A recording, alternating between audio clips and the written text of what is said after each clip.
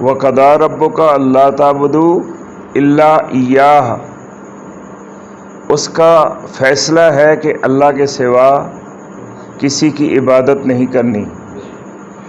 وَبِالْوَالِدَيْنِ إِحْسَانًا، اور یہ اس کا فیصلہ یہ بھی ہے کہ والدین کے ساتھ حسن سلوک کرنا ہے۔ اما یبلغن عندک الکبر احدہما او کلاہما فلا تقل لہما اف ولا تنہرہما، اگر ان میں سے ایک یا دونوں بڑھاپے کی عمر کو پہنچ جائیں تو تم نے اف بھی نہیں کرنی ہے۔ اف کیا چیز ہے؟ یہاں سے ناگواری کا آغاز ہوتا ہے کہ مجھے بات بری لگی ہے لیکن میں برداشت کر لیا ہوں، لیکن کر گیا ہوں لیکن میرے منہ سے نکلا ہے اف، تو ناگواری کا آغاز ہی نہیں کرنا ہے۔ اب اس میں سلوک کی بات ہو رہی ہے، لیکن ایک چیز آپ سمجھ لیں، اللہ نے فرمایا اطیعوا اللہ و اطیعوا الرسول و اولی الامر منکم، اللہ کی اطاعت کرو۔ اطاعت آپ کو بتا دیا نا کہ خوشی خوشی کسی کے پیچھے چلنا، اللہ کی اطاعت کرو اور رسول کی اطاعت کرو۔ اس کا مطلب یہ ہے کہ رسول کی اطاعت کرو، وہی اللہ کی اطاعت ہے۔ من یطع الرسول فقد اطاع اللہ، جس نے رسول کی اطاعت کی۔ وَأُولِي الْأَمْرِ مِنْكُمْ، اور اولی الامر کی اطاعت کرو۔ گھر میں والد والدہ اولی الامر ہے،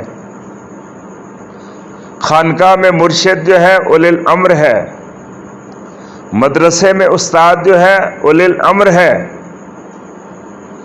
اور صوبے میں گورنر جو ہے وہ اولی الامر ہے، ملک کا سربراہ جو ہے وہ اولی الامر ہے۔ لیکن اولی الامر کے بارے میں ارشاد فرمایا فَإِن تَنَازَعْتُمْ فِي شَيْءٍ، کوئی چیز اس کی متنازع ہو جائے، اطیعوا اللہ و اطیعوا الرسول تو غیر متنازع ہے، اس پہ تنازع جو کھڑا کرے وہ مسلمان ہی نہیں رہتا، مومن نہیں رہتا۔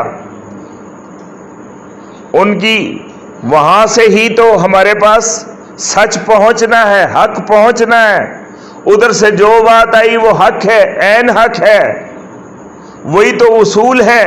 جو کچھ انہوں نے فرما دیا اور جو کر دیا وہ کیا ہے؟ اصول ہے۔ ادھر تو مشروط شرط کوئی لگ ہی نہیں سکتی کہ ان کی اطاعت پیروی ہر حالت میں ہم پر لازم ہے، لیکن اولی الامر کی جو ہے وہ مشروط ہے۔ وَإِن تَنَازَعْتُمْ فِي شَيْءٍ،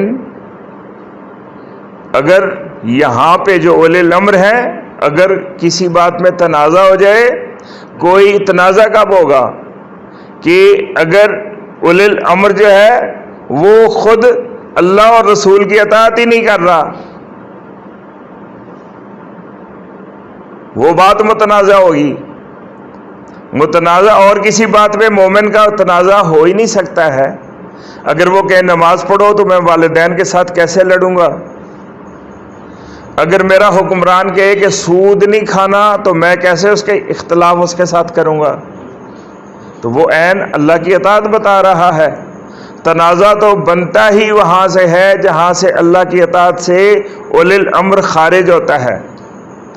فَإِن تَنَازَعْتُمْ فِي شَيْءٍ فَرُدُّوهُ إِلَى اللَّهِ وَالرَّسُولِ، تو اگر اولی الامر کی اطاعت متنازع ہو جائے، ان کی بات متنازع ہو جائے، ان کا حکم متنازع ہو جائے، تو پھر واپس لوٹو اللہ اور رسول کی طرف اور مقابلہ موازنہ کر کے دیکھ لو کہ اللہ کے حکم کے مطابق کہہ رہا ہے یا اس کے خلاف کہہ رہا ہے۔ تو اگر خلاف کہہ رہا ہے تو پھر اس کی اطاعت نہیں رہ جاتی، اس نے سلوک باقی رہتا ہے۔ پھر بھی یاد رکھ لیں کس کے ساتھ؟ والدین کے ساتھ۔ یہاں والدین کا ذکر ہے وَقَضَىٰ رَبُّكَ أَلَّا تَعْبُدُوا إِلَّا إِيَّاهُ وَبِالْوَالِدَيْنِ إِحْسَانًا، کہ والدین اگر بدعقیدہ ہو گئے، کافر ہو گئے، پھر بھی حسن سلوک جو ہے وہ لازم ہے، اطاعت لازم نہیں ہے۔ کوئی ایسا حکم دیں جو اللہ کے حکم کے خلاف ہو تو ان کی اطاعت لازم نہیں ہے، واجب نہیں ہے۔ مرشد اگر ایسا حکم دینے لگ جائے تو وہ مرشد ہی نہیں ہے جو اللہ کے حکم کے خلاف ہو۔ اسی طرح سے حاکم وہ حاکم ہے، حکومت تو ہے ہی امانت، حاکم اعلیٰ اللہ ہے، اور حکومت جو ہے یہ تو ہمارے آئین میں بھی لکھا ہوا ہے، اگر آئین پہ عمل ہوتا ہو تو کانسٹیٹیوشن آف پاکستان میں جو حاکمیت اعلیٰ کا تصور ہے وہ ہے کہ اللہ کی حکومت ہے، اور جو حکمران ہوتے ہیں وہ امین ہوتے ہیں، اللہ کے امین ہوتے ہیں کہ اللہ کے احکام کو ہم زمین پر اس وہ نگری جو لا الہ الا اللہ کے نام پر حاصل کی گئی وہاں پہ نافذ کریں گے۔ تو اگر وہ یہ کام کر رہے ہیں تو ان کی اطاعت لازم ہے۔ تو اگر یہاں سے وہ نکلتے ہیں اللہ کی بجائے شیطان کے ایجنٹ بن جائیں تو پھر یہ آیت میری گزارش ہے کہ پھر نہ پڑھا کریں اپنی گفتگو سے پہلے یہ آیت پڑھنا اس آیت کی توہین ہے کہ تم اس زمرے میں پھر نہیں آتے ہو کہ تمہاری اطاعت کی جائے۔ تو اولی الامر کی اطاعت مشروط ہے، اللہ اور اس کے رسول کی اطاعت غیر مشروط ہے، غیر متنازع ہے۔ تو ارشاد فرمایا تنزل الملائکۃ والروح فیہا بإذن ربہم، اذن لے کے آتے ہیں، یہ بذات خود ایک عنوان ہے، انشاءاللہ اس پہ بات ہوگی۔ من کل امر، ہر بات کا اذن ان کے پاس ہوتا ہے۔ ہیا، یہ رات، ہیا۔ اب آپ کو خوبصورت بات بتاتا ہوں کہ یہ آیت مبارکہ جو ہے اس کا یہ سورہ مبارکہ سورہ قدر نمبر اس کا ہے 97، آیات اس میں ہے 5، اور اس میں جو الفاظ ہیں وہ ہیں 30، اور رمضان کے دن جو ہیں وہ کتنے ہیں؟ 30۔ اب یہ ایک طویل اور الگ موضوع ہے کہ شہر کا لفظ جو اس میں ہے 1000 مہینے سے بہتر ہے۔ تو شہر کا لفظ قرآن پاک میں 12 مرتبہ آیا ہے، اور مہینے ہوتے کتنے ہیں؟ 12 ہی۔ پہلی دفعہ آیا شہر رمضان الذی انزل فیہ القرآن، رمضان وہ مہینہ ہے جس میں ہم نے قرآن نازل فرمایا، اور آخری مرتبہ قرآن پاک میں یہ والی آیت ہے لیلۃ القدر خیر من الف شہر۔ اس کے درمیان میں 10 مرتبہ اور ہے جو شہر کا لفظ استعمال ہوا ہے۔ تو یہ میتھمیٹیکل میریکل ہے قرآن پاک کا کہ مہینے 12 ہی ہوتے ہیں اور 12 مرتبہ ہی قرآن پاک میں ان کا ذکر ہے، اور یوم جو ہیں وہ 365 ہوتے ہیں، اور قرآن پاک میں 365 مرتبہ ہی یوم کا لفظ آیا ہے۔ یوم کا مطلب ہے دن۔ یہ میتھمیٹیکل انٹرپریٹیشن آف قرآن یہ الگ موضوع ہے، انشاءاللہ جب موضوع ہوگا تو پھر حیرت انگیز قرآن پاک کے معجزات انشاءاللہ بیان کریں گے۔ تو میں یہ عرض کر رہا تھا تنزل الملائکۃ والروح فیہا من کل امر، ہر امر کے بارے میں اذن لے کے فرشتے آتے ہیں اور روح آتے ہیں۔ سلام، امن ہے، سلامتی ہے، ہیا، یہ رات۔ اب یہ بات ہے کہ ہیا کا کیا مطلب ہے؟ یہ رات۔ ہیا کا کیا مطلب ہے؟ یہ رات، یعنی لیلۃ القدر جس کی قرآن مجید اس سورہ مبارکہ میں تذکرہ ہو رہا ہے، وہ رات، اس کو کون سا لفظ بیان کر رہا ہے؟ ہیا۔ اور یہ ہیا کا لفظ جو ہے اس کے اگر 30 ٹوٹل الفاظ ہیں تو آپ گننا شروع کریں تو 27ویں نمبر پر ہیہ کا لفظ آتا ہے، اور ہیہ کا مطلب ہے یہ رات۔ اس لیے جو محقق ہیں، تحقیق کرنے کے عادی ہیں، وہ یہ کہتے ہیں کہ یہ بھی ایک اشارہ ہو سکتا ہے کہ 27ویں نمبر پہ ہیہ کا لفظ آیا ہے، اور ہیہ کا مطلب ہے یہ رات، اس لیے یہ ایک اشارہ ہو سکتا ہے کہ یہ 27ویں رات جو ہے یہ لیلۃ القدر ہے۔ اور اس بارے میں یہ اندازے ہیں، لیکن یہ اس کو یہ نہ سمجھ لیں کہ حتمی بات ہے۔ اس بارے میں حضرت شیخ عبد القادر جیلانی رحمۃ اللہ علیہ، ان سے منسوب روایت ہے، ان کی تحقیق کیا کہتی ہے؟ وہ فرماتے ہیں کہ لیلۃ القدر، اس کے میں نے حروف گنے تو وہ 9 بنتے ہیں۔ 9 کتنے؟ اب پھر میں نے دیکھا کہ لیلۃ القدر کا لفظ جو ہے اس سورہ مبارکہ میں 3 دفعہ آیا ہے۔ انا انزلناہ فی لیلۃ القدر وما ادراک ما لیلۃ القدر لیلۃ القدر خیر من الف شہر۔ تو 9 حروف ہیں اور 3 دفعہ آیا ہے تو 9 یہ 27 ہوتا ہے۔ تو میرے ذہن میں یہ آتا ہے کہ یہ 27ویں رات ہوتی ہے۔ اور تھوڑا سا اور پیچھے چلے جائیں تو حضرت عبداللہ بن عباس رضی اللہ تعالیٰ عنہ وہ فرماتے ہیں کہ میں تو اس پہ شہادت دے سکتا ہوں کہ وہ 27ویں ہی رات ہے۔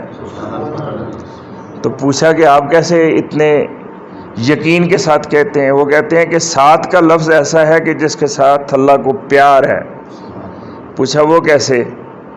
وہ کہتے ہیں کہ اللہ نے بنائی 7 زمینیں، 7 آسمان، پھر آپ طواف کرتے ہیں تو کتنے چکر لگاتے ہیں، پھر آپ شیطان کو کنکر مارتے ہیں تو کتنے مارتے ہیں، پھر فرماتے ہیں یہ غور کریں، آپ کے نے غور کر محققین نے کتنا غور کیا، فرماتے ہیں کہ آپ سجدے میں جاتے ہیں تو آپ کے کتنے اعضاء زمین پر لگتے ہیں،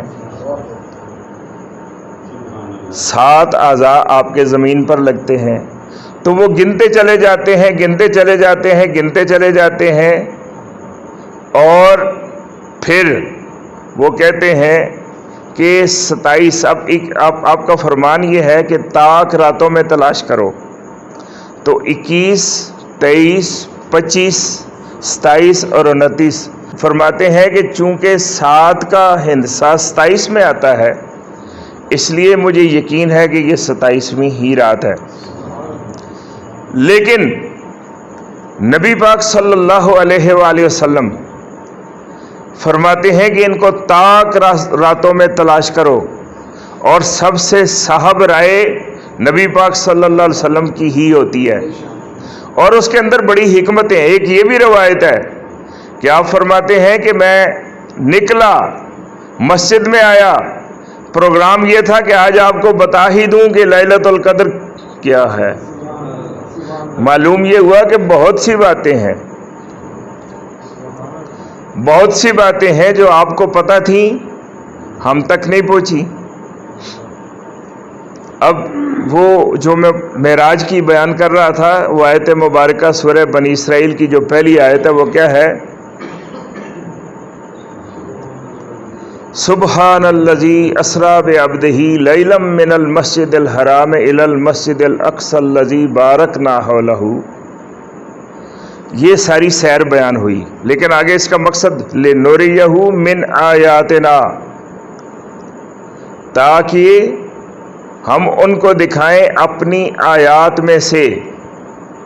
یہاں جو ماہرین ہیں وہ کہتے ہیں کہ آیات میں سے کا کیا مطلب ہے؟ تو وہ فرماتے ہیں کہ اللہ کی وہی بات جو میں عرض کر رہا تھا کہ آیات 2 طرح کی ہوتی ہیں، آیات صغریٰ اور آیات کبریٰ۔ وہ ہوتی ہیں کہ جہاں تک ہم نہیں پہنچ سکتے، لیکن وہ اللہ کی بڑی آیات ہیں۔ تو اللہ نے وہ دکھانے کے لیے آپ کو آسمانوں پر بلایا کہ آیات کبریٰ، جہاں قرآن پاک لگاتا ہے نا وما ادراک، تمہیں پتہ ہی کیا ہے، تو اللہ کے رسول صلی اللہ علیہ وسلم کو دکھا دیا کہ یہ ہے لِنُرِيَهُ مِنْ آیاتنا، آیات میں سے کون سی دکھائیں؟ آیات صغریٰ تو میں بھی دیکھ سکتا ہوں، آپ بھی دیکھ سکتے ہیں، غور کرنا پھر اللہ کی رحمت پر منحصر ہے، یا ہمارے ذوق و شوق پر یا ہماری قسمت پر منحصر ہے، لیکن آیات کبریٰ جو ہے یہ اللہ نے خود رسول اللہ صلی اللہ علیہ وسلم کو دکھائیں۔ اللہ حتیٰ کہ ایک قیامت جو ہے یہ کب آئے گی، یہ ایک قرآنی راز ہے، یہ ایک سرکاری راز ہے اللہ تعالیٰ کا۔ تو بعض جنہوں نے غور سے قرآن پاک پڑھا نہیں ہوتا وہ کہہ دیتے ہیں کہ یہ نبی پاک صلی اللہ علیہ وسلم کو بھی معاذ اللہ پتہ نہیں تھا۔ ابھی میں روایت کر رہا تھا نا، بیان کر رہا تھا کہ آپ نے فرمایا کہ میں گھر سے نکلا تھا کہ آج بتا ہی دوں کہ وہ رات کون سی ہے، معلوم ہوا کہ آپ کو پتہ تھا۔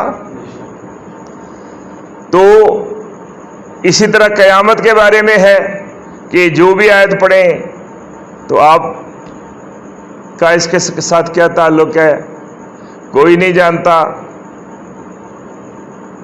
تو اس سے وہ یہ مراد لیتے ہیں۔ حالانکہ ایک دن آپ بیٹھے صبح سے لے کے شام تک آپ نے تمام نشانیاں، پورا دن آپ نے لگا دیا، بہت ٹائم لگایا، تو آپ نے بیان فرمائی، قیامت کی نشانیاں بیان فرمائیں، لیکن یہ نہیں بتایا کہ قیامت کب آئے گی۔